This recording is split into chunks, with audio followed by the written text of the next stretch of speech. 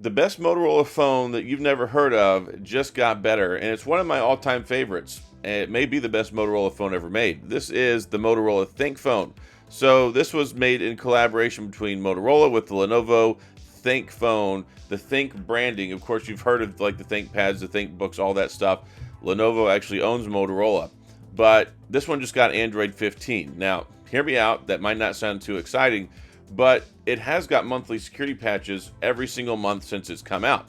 And you might be thinking that sounds crazy because every other Motorola phone gets bi-monthly updates. Well, this is kind of like a business professional oriented phone, and it's got a decent set of cameras on it. It's got a nice 50 megapixel camera. It shoots 8K video, 5,000 milliamp battery, 68 watt wired charging, which is also nice because the charger that comes with it, it does come with a charger, charges the like the ThinkPads and the ThinkBooks, but also charges the phone. So 68 watt charging, 15 watt wireless charging, this beautiful carbon fiber looking back that we have on here.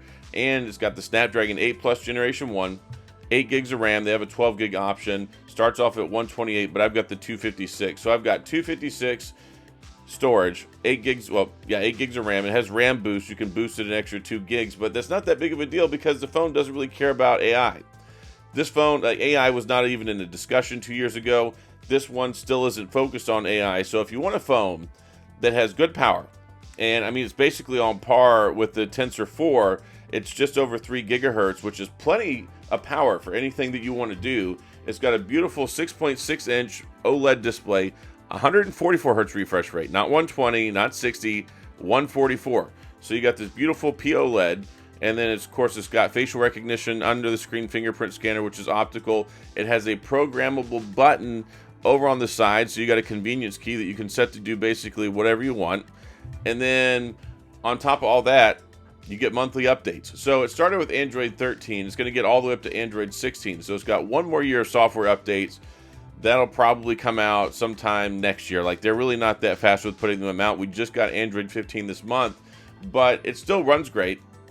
And Android 15 is still a fantastic operating system. I don't mind so much, though, that it's not Android 16 because, well, the phone doesn't cost $1,200. It doesn't cost $1,000. I just checked Amazon this morning, and there was one available for $299. They're actually kind of hard to find, and people that have this phone or have picked this phone up absolutely love it. And I love it.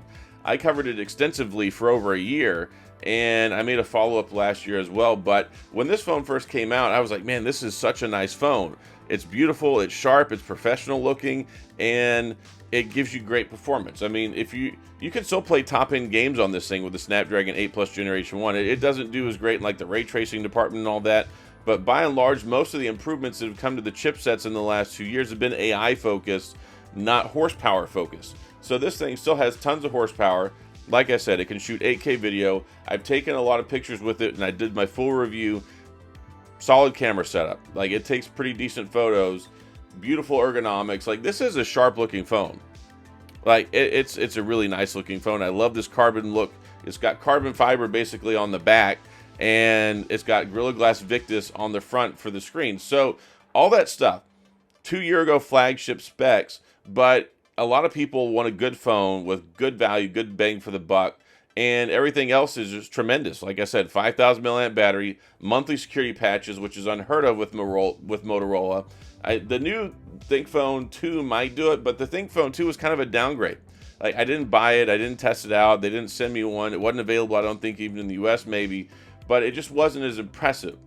This one was crazy impressive when it came out. Plus, it's got the Moto Suite stuff on it. You got the Moto apps, Moto Security. You can connect this with your laptop, open apps on your laptop from the phone, so you pull them up on the screen. You can use your phone as a webcam and connect it with your phone, so you get a high quality webcam because it does have a decent selfie camera on it. And overall, it's just a nice phone. And you get, like I said, you can do anything you want. You can still play AAA title games. You can still do all your stuff. You can do your work. You get great battery, and then you can recharge it quick, fast, and in a hurry with 68 watt charging. I mean, in a world where we're talking about iPhone and Google and Samsung, and they're like 20, 30, 40 watt charging, 60 watt charging, 15 watt wireless charging, IP68. So you got that going for you as well. Great protection, and it's got solid speakers on it. This is probably one of the few phones that I would advocate for and say, okay, yes, it came out in 2023, but it's still relevant today, especially since the successor really wasn't that inspiring whenever it came out. But I wanted to talk about it because not everything is always about flagship phones. And I would buy this phone over probably like a Pixel 9a. I know the price on that will probably drop to $399 soon. Once that gets down to $399 territory, I mean, yeah, it's going to be a good phone to pick up. But at the price that they launched it at, not overly inspiring.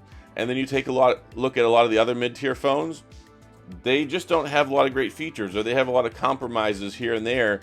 This one, you're not going to have any lag. You're not going to have any choppiness. You're going to get a smooth, powerful flagship level experience. It had the flagship level chip in it from 2 years ago, which still does more than tread water in 2025. And like I said, it's still going to get one more year of operating system updates, a whole nother year of security patches. So we'll get Android 16 probably next year, get another year of security patches beyond that. It's going to go to 2027. So if you want a good phone that has a decent set of cameras, that doesn't deal with all this AI shenanigans, and a lot of people value that now.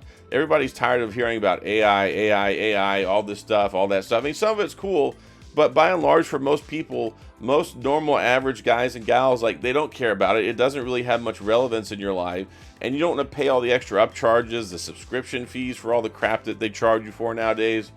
This doesn't have any of that, and it will never have to worry about any of that. And of course, you can download some AI stuff on it, but it's not baked into the OS. It's not a big selling feature for this phone.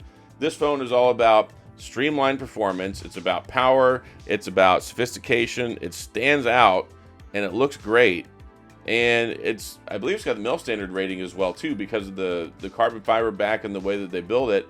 And it even comes with a hard shell case in the box that goes on the back of the phone. So all that stuff. And if you can get it for like $300 or less than $300, you're going to love this phone. Most of the phones that you see nowadays, $200, $300, $400, not inspiring, don't have flagship level performance, have some mid-tier chip that you're going to notice it has choppiness. Just like with like the Motorola G Power, the Moto G, you got to turn on RAM boost to get the smoothest performance. And this is something that really stands out, and it looks sharp. Like, it's a really, really nice looking phone. I know I've gone on and on about that, but I know a lot of you have never even heard of this phone before. If you go back and watch some of my videos, I covered it. I said even last year it was still one of the best phones that you could buy. And especially in today's day, things are just getting more and more expensive. Things are more expensive in 2024 than they were in 2023, more expensive in 2025 than they were in 2024. So to get a phone that's still going to be supported for several years, you're going to get monthly security patches. And I just went through it again, and I hadn't updated it in like 6 months. I had to update every single one of those monthly patches. It didn't skip a beat. It's got Android 15 on here now, and I like this phone. It's got a good screen-to-body ratio. It has very, very minimal bezels, decent camera setup, that smart button that you have that's convenient. You can program it for what you want it to do, and then you can get stuff done on this phone. And it has nice haptics too. Normally when you take a look at phones, especially under the $600 price point, they don't have the best haptics in the world, absent the Google Pixel. Like the Pixel 9a still has pretty decent haptics, but this phone, it's special. And I had really hoped for a good follow-up sophomore phone with the ThinkPhone 2, which it really kind of turned things down a little bit. Like it just wasn't as flagship-esque as this phone is. So I thought this phone was still better than the new ThinkPhone, and I don't know, maybe I'll pick one up now and do a video on it. But I would love to see a return to form with the ThinkPhone 3, if they even make one. I'm sure they probably won't. This is like one of those moments in time where they did something great, and they made such a tremendously good phone. People just don't expect it, and especially nowadays. And like I said, everything costs so much money nowadays. You go around, you look at a phone, minimum entry fee for anything decent is like $500, $600. Those are the budget phones now. And then the normal phones, they charge you like $800. And then you get in the Pro and the Ultra series, you're talking $1,000, $1,200, $1,400. You know, phones are getting stinking expensive. So this one, I think it's a nice shiny gold star in the phone department, and I think it's a good phone, and I think it still has a lot of value. It still has several years left, so it's still got quite a few years of legs, and I don't think you would be disappointed at all. So again, you can check on Amazon, check some other places, and see where you can find one if you're interested. I'm not going to post any links, but I did check this morning, and there was a seller that had one. They had one left at $299, but $299, this is an epic phone, and it's one of my favorite phones ever, and it's definitely one of my favorite phones from when it came out. And even still, there's just nothing quite like this. All the phones that come out now, they look bland, they look plain. Motorola is still doing a good job, especially with their Pantone collaboration, especially with like the Motorola Razr Ultra and stuff like that. But this one really stands out in the crowd whenever it comes to slab phones, and it's just beautiful. Like I really love this phone a lot, and it's one of the reasons why I've held on to it, and I'm making a phone video about it here 2 years later.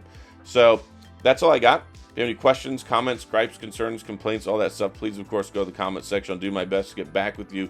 If you enjoyed the video, please hit the like and the subscribe button and the little notification bell if you want updates when new videos come out. And as always, thanks for being here. I appreciate you watching, and I'll see you guys next time.